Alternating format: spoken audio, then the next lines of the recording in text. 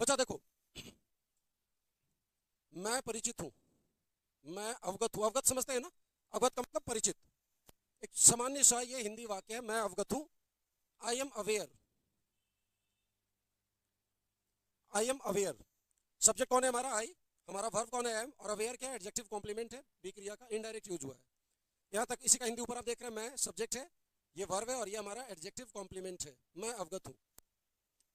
अगर मैं यहां पर एक नाउन डाल दूं मैं के बाद, अगर यहां पर एक छोटा सा मैं नाउन डाल दूं, मैं इस घटना,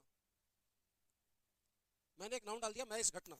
अब जरा इसको पढ़ के देखो, पढ़ने में ये कैसा लग रहा है? मैं इस घटना परिचित हूं, बोलने में ये सही लग रहा है या कुछ उटपटांग लग रहा है? मैं इस घटना परिचित हूं या इसमें कुछ गड़बड़ है? हाँ जी सर, तो आपको बोलकर लग रहा होगा कि सर यहाँ पर प्रीपोजिशन से का प्रयोग करना चाहिए। क्यों से लगाना है? क्योंकि ये जो वाक्य है आई एम अवेयर, इस वाक्य में इस नाउन का कोई संबंध नहीं है। ये नाउन किसी भी प्रकार से इस वाक्य में जुड़ा हुआ नहीं है। ना तो ये नाउन सब्जेक्ट है, ना ये नाउन ऑब्जेक्ट है, ना ये नाउन पीओ है, ना ये नाउन कॉम्प्लीमेंट है। तो दरअसल ये वो कोई भी काम नहीं कर रहा जो काम एक नाउन को करना चाहिए। ना तो सब्जेक्ट का काम, ना ऑब्जेक्ट का काम, ना पीओ का काम, ना कॉम्प्लीमेंट का काम। मतलब ये केसलेस है। तो एक उपाय तो ये है कि हम इस नाउन को वाक्य से हटा दें, घटना को। वाक्य सही हो जाएगा, जैसा पहले लिखा हुआ था, पढ़ के देखिए, मैं अवगत हूं, वहां तक ठीक था। और अगर आप चाह रहे हैं कि ये नाउन वाक्य का हिस्सा बने, तो इसका रिश्ता जोड़ना होगा। और रिश्ता जोड़ने का काम किसका? प्रीपोजिशन का। ये आ गया प्रीपोजिशन। हिंदी में प्रीपोजिशन का प्रीपोजिशनल ऑब्जेक्ट उससे पहले आता है। सेम काम अंग्रेजी में करेंगे। I am aware this incident या दिस मैटर। किसी ने बोला पता है सर राजू का एक्सीडेंट हो गया, मैंने बोला हाँ बाबू, मैं इस घटना से अवगत हूं। अब वही बात जो यहां पर इस नाउन के साथ हुआ, वही यहां इंसिडेंट के साथ हो रहा है।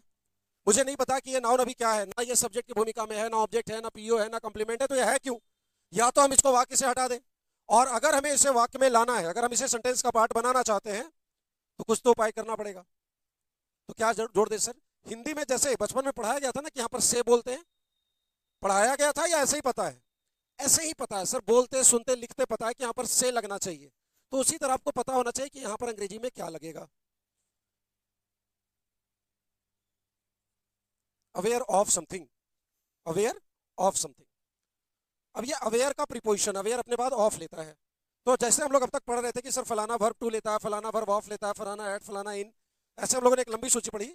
उसी तरह अब हम लोग एडजेक्टिव का प्रीपोजिशन देखेंगे कि कौन से एडजेक्टिव कौन सा प्रीपोजिशन लेते हैं। ठीक है, तो हम लोग